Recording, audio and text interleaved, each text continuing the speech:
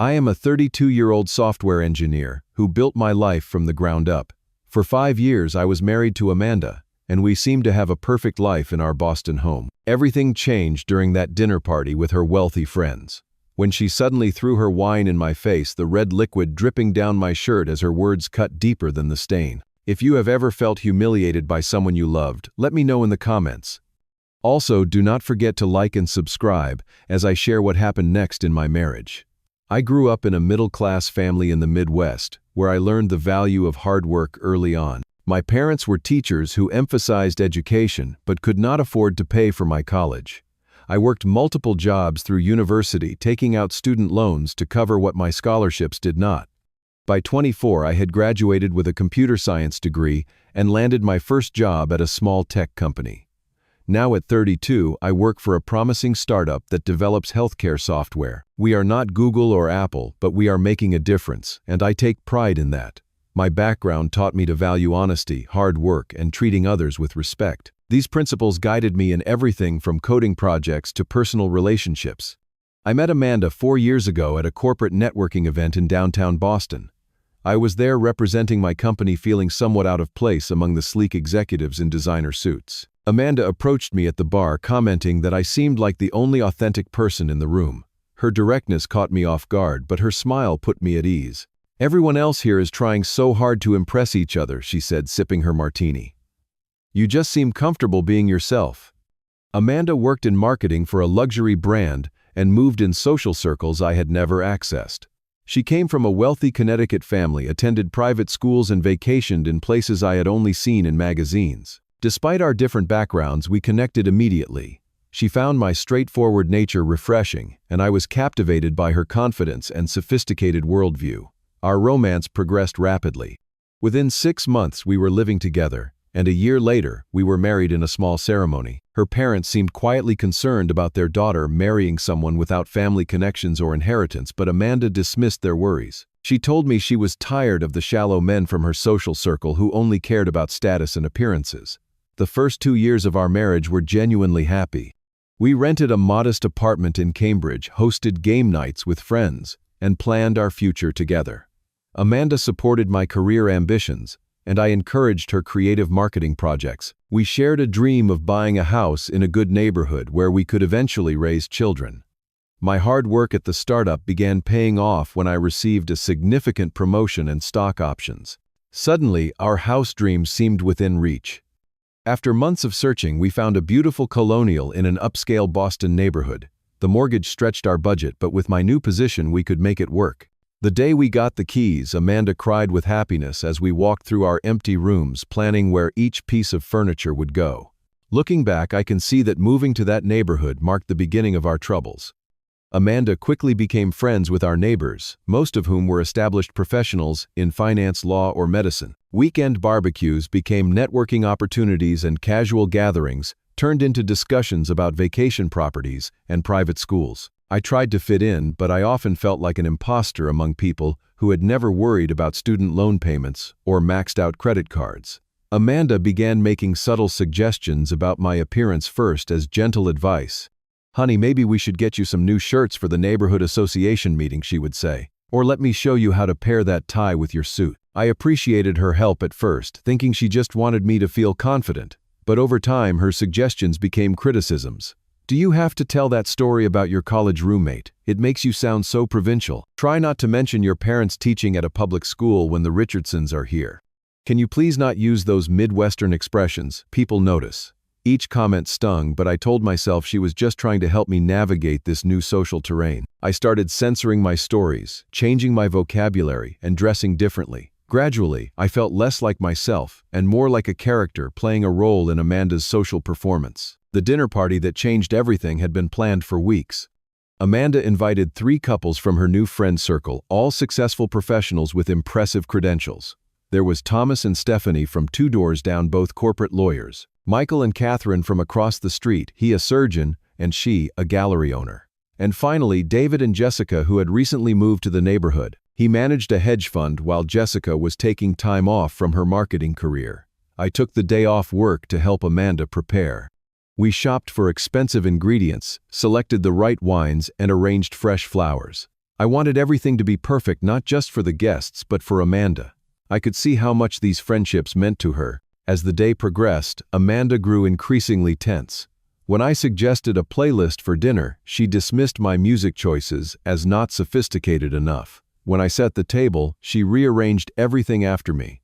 By late afternoon, she was on her second glass of wine as she prepared appetizers, snapping at me for standing in the wrong place in our kitchen. "Just go get ready," she said, exasperation clear in her voice. "Wear the blue shirt I bought you last month, not one of your old ones." I complied, swallowing my hurt and reminding myself that she was under pressure. I just wanted the evening to go well for her sake. The dinner party began at 7 with cocktails in our living room.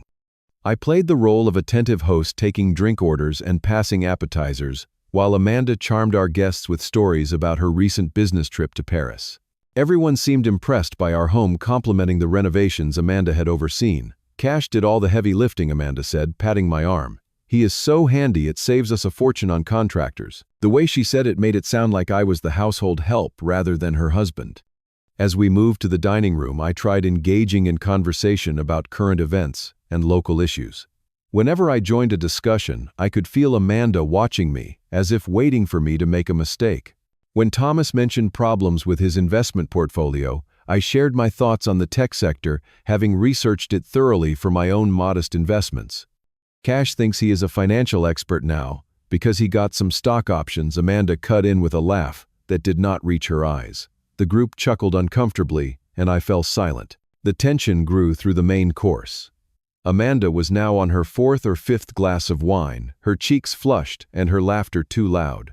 When Catherine mentioned her son getting into an Ivy League school, Amanda squeezed my hand hard under the table, a warning not to mention my state university education. By dessert, I was mentally exhausted from navigating this social minefield. When Jessica asked about my family, I decided to answer honestly, explaining how my parents had influenced my work ethic. "My dad always said that how you do anything is how you do everything," I said. "Even when he was grading high school papers at midnight, he gave each student his full attention." "That is so admirable," Jessica said warmly. "Teachers are so underappreciated." I saw Amanda's expression change immediately. Her smile disappeared, replaced by a tight look I recognized as embarrassment. Before Jessica could continue, Amanda interrupted. "Cash comes from such a simple background," she said, her tone condescending. "Sometimes he does not realize how these heartland stories sound to people who went to real schools." The table went quiet. I felt my face grow hot but kept my expression neutral. "I think it sounds like Cash had wonderful parents," Jessica said, looking directly at Amanda. "I just wish he would read the room better," Amanda continued as if Jessica had not spoken. "He still has not figured out how to fit in with people like us." "People like us?" I asked quietly, trying to diffuse the situation. "I thought we were just having dinner with friends, not attending a social class." Amanda's eyes flashed with anger. "This is exactly what I mean," she said, her voice rising. "You just do not get it." I placed my napkin on the table. "Maybe we should move on to coffee." That was when it happened. Amanda picked up her nearly full glass of red wine and threw it directly in my face. The cold liquid splashed across my eyes, nose, and mouth, soaking the front of my blue shirt. "Why are you always acting like such an idiot?" she asked with a laugh that contained no humor. Absolute silence fell over the table. Wine dripped from my chin onto my lap. I could feel all eyes on me, some horrified, others uncomfortable, all waiting to see how I would respond. In that moment, I felt the ground sink beneath me. Years of small humiliations crystallized into this public display of contempt from the woman who had once said she loved my authenticity. My hands trembled slightly, but I carefully placed them flat on the table to steady myself. Jessica handed me her napkin. "Are you okay?" she whispered. I nodded, wiping my face as dignity as possible. "Excuse me for a moment," I said, standing up and walking calmly to the bathroom. Once inside, I locked the door and stared at my reflection. Red wine stained my shirt, looking eerily like blood. My eyes reflected shock and humiliation. For 5 minutes I stood there, hands braced on the sink, breathing deeply, deciding what to do. I knew if I confronted Amanda in front of everyone, it would only escalate the situation. If I pretended nothing had happened, I would lose the last shred of self-respect I had been clinging to. The only option that preserved my dignity was to leave. After cleaning my face and blotting my shirt as best I could, I returned to the dining room. The The conversation had resumed in hushed tones, stopping abruptly when I appeared. "I apologize for the interruption," I said calmly. "I think it is best if I excuse myself for the evening. Please enjoy the rest of your meal." Amanda rolled her eyes.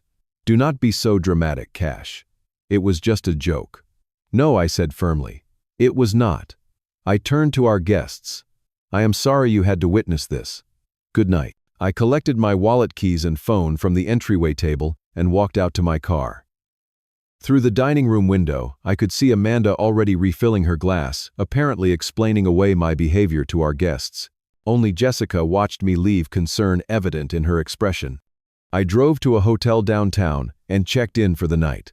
Once alone in the anonymous room, the composure I had maintained cracked completely. I sat on the edge of the bed, hands shaking, tears finally breaking through. My phone buzzed repeatedly with calls from Amanda, which I ignored.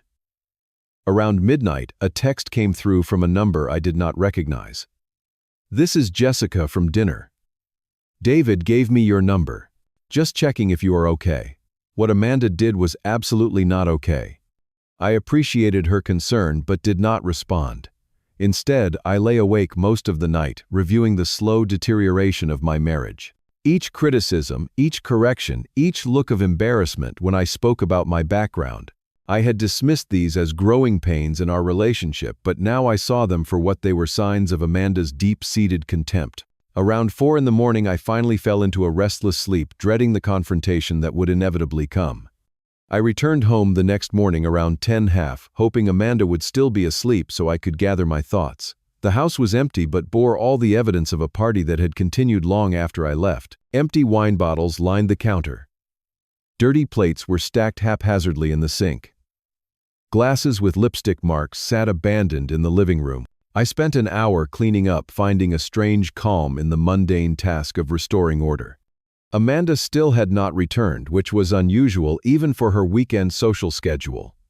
Her absence gave me time to process my feelings and prepare for what needed to be said. By early afternoon, with the house clean and my emotions somewhat under control, I decided to check my work email to distract myself. Opening my laptop at the kitchen table, I saw that Amanda had used it last and forgotten to log out of her accounts. I was about to close her social media page when a message notification caught my eye. It was from Stephanie, our neighbor. "Oh my God, that wine toss was epic, just like you said it would be." Poor, clueless Cash. My finger hovered over the close button, but something made me scroll up through their conversation history. What I found made my stomach churn. For months, Amanda had been sharing mocking posts about me with her friends. Screenshots of text messages where I used phrases she found embarrassing. Complaints about my table manners, my clothing choices, my boring career. Worst of all was a group message to all 3 couples from yesterday afternoon. "Dinner tonight will include some entertainment. Cash has no idea how ridiculous he sounds trying to fit in. Get ready for some laughs at the try-hard from the Midwest." The humiliation had been planned. She had invited her friends specifically to mock me in my own home at a dinner I had helped prepare. With shaking hands, I opened our online banking page. If Amanda had been deceiving me emotionally, what else might she be hiding? The answer came quickly: large unexplained withdrawals from our joint account over the past 6 months. Shopping charges at luxury stores far exceeding what she had shown me. And most alarmingly, a credit card statement in my name that I had never seen before, showing a balance of nearly $20,000. I called our bank immediately and discovered that a credit card had been opened in my name 8 months ago. Amanda had used my social security number and personal information to create it and had been making minimum payments from our joint account. She had racked up charges for clothing, spa treatments, and weekend trips I knew nothing about. This wasn't just emotional betrayal anymore. It was financial fraud. I called my friend Paul, an attorney, who advised me to document everything and secure my personal documents before confronting Amanda. I spent the next hour taking screenshots, downloading statements, and gathering my passport, birth certificate, and other important papers into a secure bag. I also set up my phone to record, placing it on the bookshelf where it would capture any conversation in the living room. Paul had warned me that given Amanda's behavior, having a record of our confrontation could protect me if things escalated. Amanda finally returned home around 4 in the afternoon, still wearing last night's dress, her makeup smudged. She seemed surprised to see me there. "Oh, you came back," she said casually, as if nothing had happened. You really overreacted last night. My friends thought you were being ridiculous. I remained seated at the kitchen table, my expression calm. We need to talk about what happened. She waved dismissively. It was just a joke, Cash. You take everything so seriously. You threw wine in my face and called me an idiot in front of your friends, I said evenly. That is not a joke. You embarrassed me, she countered, her tone hardening, going on about your teacher, parents, and your quaint Midwestern values. I had to do something to break the tension. By humiliating me in my own home. Our home, she corrected, which we never would have if not for my taste and social connections. I took a deep breath. I know about the credit card, Amanda. Her expression changed instantly, the color draining from her face. What are you talking about? The credit card you opened in my name without my knowledge. The $20,000 of debt you have been hiding. You went through my things, she asked, voice rising. You invaded my privacy. You committed fraud, I replied quietly. You used my identity to open a credit account, which is a felony. Do not be dramatic, she snapped, but I could see panic in her eyes. Married couples share finances. I was going to tell you about it. When after you maxed it out, or after you had moved on to the next scam, I slid my phone toward her, displaying the screenshots of her conversations about me. I also know you planned last night to humiliate me. You invited those people to our home, specifically to mock me. Amanda's face contorted with rage. You had no right to read my private messages, and you had no right to steal my identity or invite people to our home to ridicule me. What did you expect? She shouted, abandoning all pretense. You still act like some Midwest nobody. Do you have any idea how hard it is to introduce you to my friends? How embarrassing it is when you talk about your scholarship to state college, or your parents' teaching careers? Her words hit me like physical blows, but I maintained my composure. If you felt that way, why did you marry me? Because you were stable, she yelled. You were safe and reliable when I needed that. But God, Cash, did you really think someone like me ends up with someone like you, without an ulterior motive? I needed security after my last relationship crashed, and you were there with your earnest devotion and your 5-year plan. In that moment, everything became crystal clear. The marriage I thought we had never existed. I had been a temporary solution to her problems, a stepping stone she now resented having to stand on. I want you out of this house, I said quietly. Amanda laughed harshly. You cannot kick me out of my own home. Our home I corrected, which we never would have without my income and credit score. I have documented your financial fraud. I have recordings of this conversation. Either you leave peacefully, or I call the police and report the credit card fraud. Her smile disappeared as she realized I was serious. You would not dare. I already spoke to an attorney today, I said, which was technically true. He advised me on the exact steps to take. Amanda stared at me for a long moment, calculation visible in her eyes. Finally, she said, I need time to pack. Take what belongs to you, I replied. Nothing more. I will be documenting everything. The fight seemed to drain out of her suddenly. You know this is not over, she said, but her voice lacked conviction. Actually it is, I answered, feeling a strange new strength. It ended the moment you decided I was worth less than your social standing. The weeks following our confrontation were some of the most difficult of my life. Amanda moved into a hotel, then a friend's guest house. Her initial shock gave way to attempts at manipulation, alternating between tearful apologies and vicious threats. When neither worked, she began spreading rumors about me to our neighbors and mutual friends. I found a small apartment closer to my office and moved out most of my personal belongings, leaving Amanda and her attorney to deal with the house. I filed for divorce on grounds of fraud and emotional abuse, submitting the financial evidence and recordings as documentation. The process was painful and expensive, but I was fortunate to have support. Paul connected me with an excellent divorce attorney who specialized in cases involving financial deception. My company was understanding about my need for occasional time off for legal meetings. And somewhat surprisingly, Jessica reached out to offer her support. None of us knew what she was really like, Jessica told me over coffee one day. After you left, she laughed about the wine, throwing like it was the funniest thing ever. David and I left immediately. We have not spoken to her since. Work became my sanctuary during this time. I threw myself into projects, staying late at the office rather than returning to my empty apartment. My focus and dedication caught the attention of senior management, and 3 months into the divorce proceedings, I was offered a leadership role on a new project. The promotion came with a significant salary increase, which helped offset my legal costs. I also began seeing a therapist who specialized in emotional abuse and recovery. Dr. Marshall helped me recognize the patterns of manipulation in my marriage and understand why I had tolerated Amanda's behavior for so long. We worked on rebuilding my self-confidence and establishing healthier boundaries. "You stayed because you are loyal and committed," he told me. "Those are strengths, not weaknesses. The problem was not your commitment. It was that you were committed to someone who did not value you." Slowly, I began reconnecting with people I had drifted away from during my marriage. I called my parents more regularly, eventually telling them the full truth about what had happened. Their unconditional support reminded me of what genuine love looks like. I reached out to old friends from college and my early career, rebuilding connections that Amanda had subtly discouraged. I also discovered parts of myself that had been suppressed during my marriage. I joined a local hiking group, returning to a passion I had enjoyed before meeting Amanda. I took cooking classes, learning to make dishes for the simple joy of creation rather than to impress anyone. I volunteered at a coding workshop for disadvantaged teens, sharing the skills that had allowed me to build my own career from nothing. The divorce was finalized exactly 1 year after the wine-throwing incident.